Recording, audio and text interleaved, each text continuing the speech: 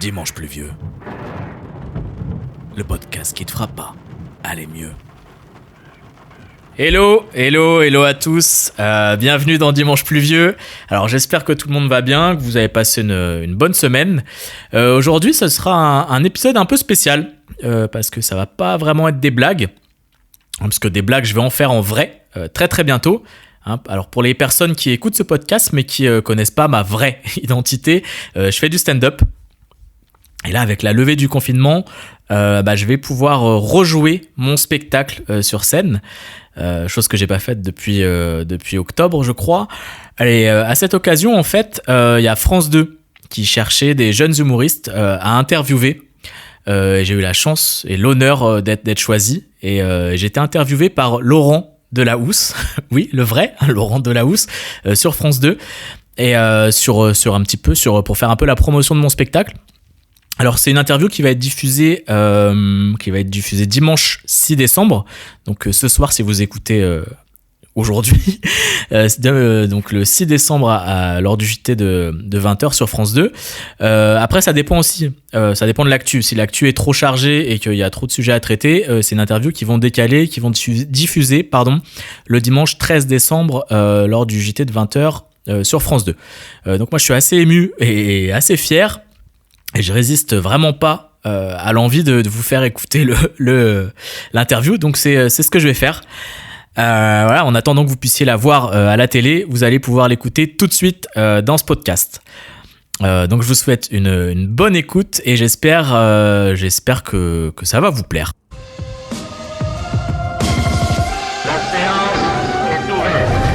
Il affirme qu'il y a plus de raisons de faire la révolution aujourd'hui qu'en 1789. Alors le revoilà, révolutionnaire, mais aussi royaliste, mais également mission pour la République avec la défense du patrimoine. Il est un peu tout cela, notre invité, et peut-être un peu plus encore. Bonsoir Julien Doré.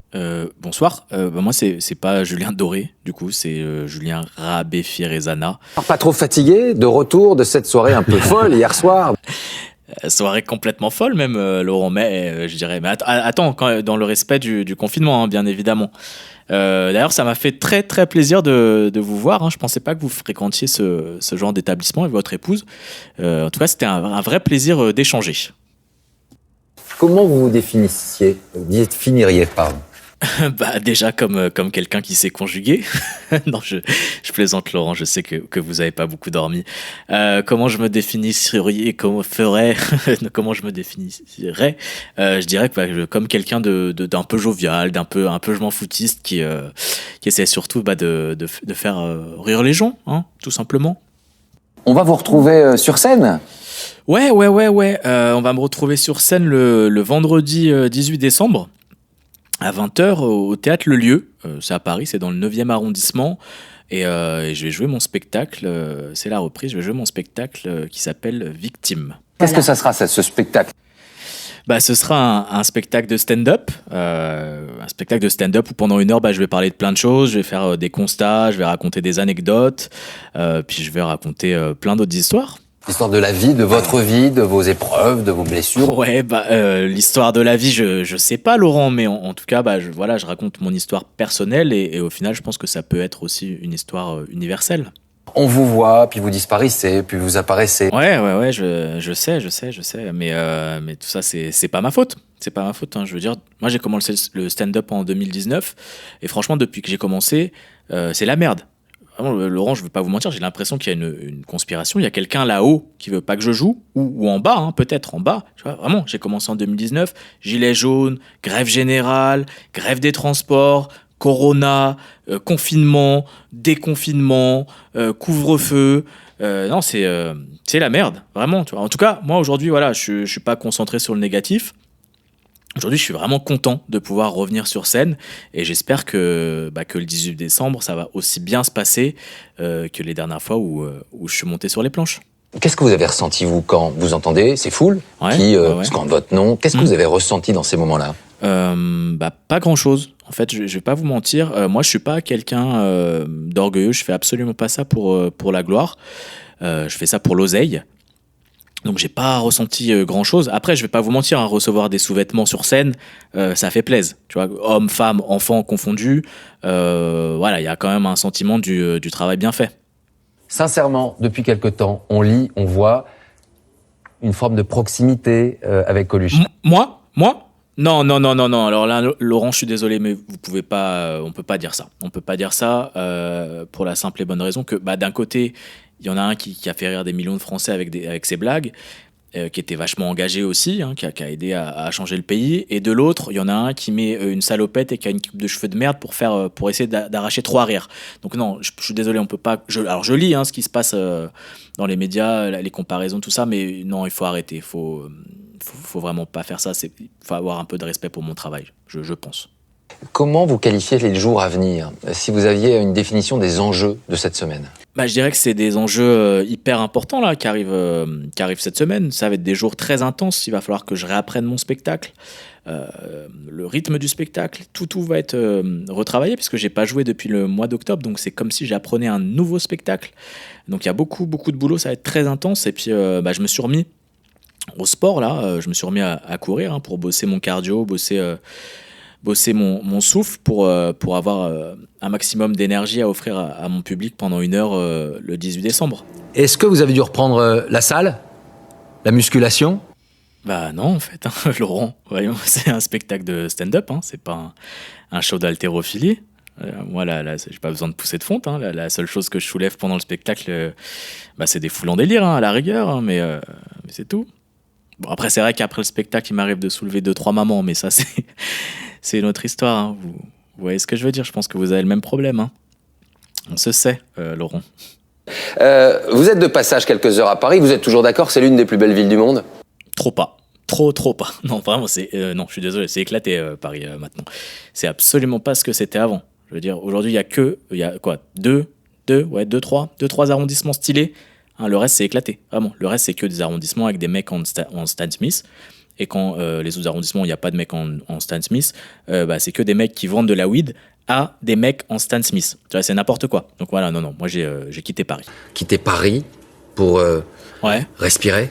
Ouais, c'est ça, pour respirer. Aujourd'hui, je vis loin de Paris. Je suis très heureux, je vis à Stockholm. Vous y vivez, vous le dites finalement, un peu comme chaque habitant. Il y a le boucher, le charcutier, le curé, le pharmacien, que je salue. Vous êtes au milieu de cette commune. Bon, vous avez été adjoint au maire?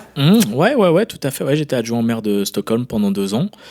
J'ai essayé un petit peu de le guider avec les différentes expériences que j'avais pu avoir auparavant. Je l'ai aidé sur des projets notamment de boîtes de nuit, tout ce qui était casino et orphelinat, voilà, des trucs qui me tenaient vraiment à cœur. Mais justement, voilà, je parle de tout ça dans le spectacle. Je vais pas spoiler, bien évidemment, mais je parle de la vie à Stockholm, de la culture suédoise en général. Après, je veux pas que les gens non plus se trompent sur moi, mais moi je suis français, vraiment, même si je vis à l'étranger, je suis français, je reste français quoi qu'il arrive. Je suis très très très attaché à la France. Je reviens d'ailleurs très souvent pour voir ma famille. Vous êtes définitivement très lié à la France. Vos parents, une maman américaine, un papa israélien, ont fait le choix de vous appeler Nathalie. Et c'est en référence, est-ce que c'est vrai ou faux, à une chanson française de Gilbert Bécaud? C'est faux, Laurent. Laurent, ça va? Vous m'avez appelé Nathalie. C'est bizarre, parce que moi, c'est Julien. Non, peut-être que vous pensez encore à quelqu'un d'hier soir, à quelqu'un avec qui vous êtes échangé, enfin, avec qui vous avez échangé, pardon, je veux pas parler de votre vie privée. Non, ma mère est pas américaine, elle est portugaise, ça n'a rien à voir, et puis mon père, il est pas israélien, il est malgache, en termes de pouvoir d'achat, c'est pas pareil,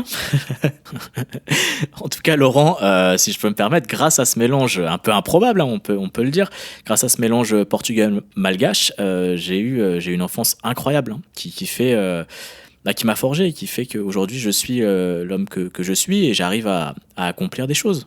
Il y a aussi beaucoup d'argent à la clé. Depuis votre plus tendre enfance, vous avez cette clé du business. Est-ce que c'est vrai qu'à l'âge de 10 ans, déjà, vous alliez acheter des glaces dans un petit marchand pour les revendre autour du lac, près de chez vous, 2 fois le prix? Ouais, c'est vrai. Par contre, c'était pas des glaces, c'était des préservatifs. Je charbonnais comme ça à l'époque. Il fallait faire un peu d'argent de poche parce que mes parents ne roulaient pas sur l'or. Donc, j'essayais de me débrouiller par moi-même pour m'acheter des bières que je buvais avec les copains, justement autour du lac. Et puis aussi pour pour s'acheter un petit paquet de clopes de temps en temps. À l'âge de 12 ans, vous tournez avec Luc Besson. C'est comme cela que nous vous découvrons ici, en France. Si Luc Besson vous proposait de retravailler avec lui, il l'a peut-être déjà fait. Luc, c'est un ami maintenant. Oui, alors oui, pour répondre à votre question, je pense que c'est plus un secret. Oui, c'est vrai que là, Luc, on est en pourparlers pour bosser sur un film. Ce serait un spin-off du Grand Bleu. Alors, c'est un film qui va s'appeler Le Petit Bain. C'est un huis clos. C'est l'histoire d'un homme qui sait pas nager et qui va plonger dans un pédiluve.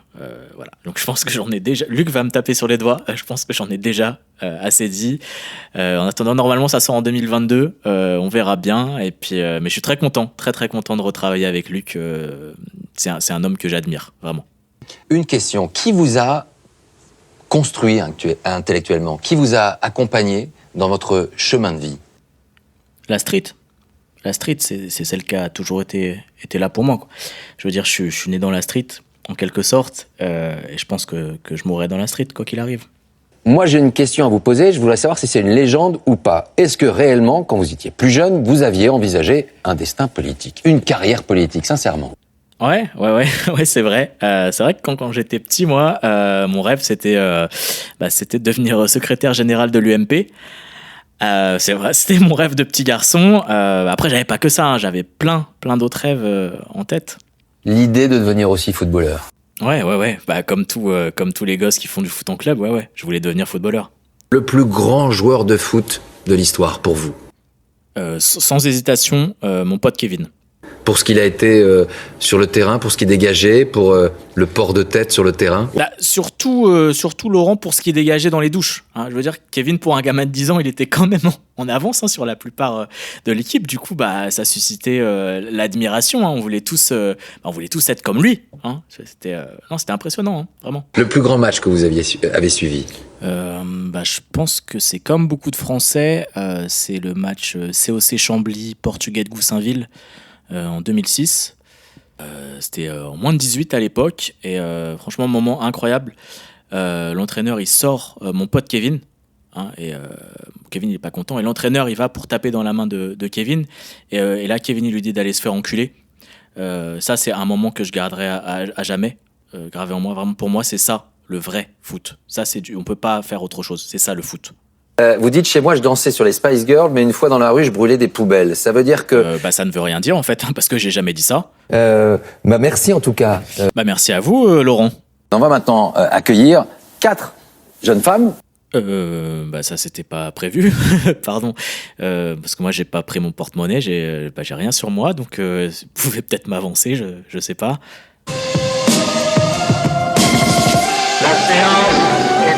Et voilà, c'était mon interview par Laurent Delahousse.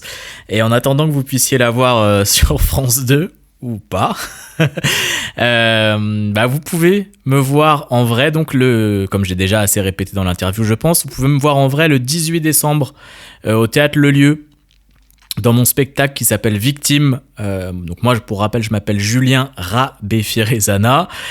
Et donc vous allez sur Billets Réduc si vous voulez venir me voir. Vous allez sur Billets Réduc, vous tapez Victime et vous allez me trouver et vous pouvez réserver vos places. Donc j'ai hâte de vous voir. Hein, et puis si on se voit pas, on peut se parler dimanche prochain dans Dimanche Pluvieux. Allez, bon dimanche les amis.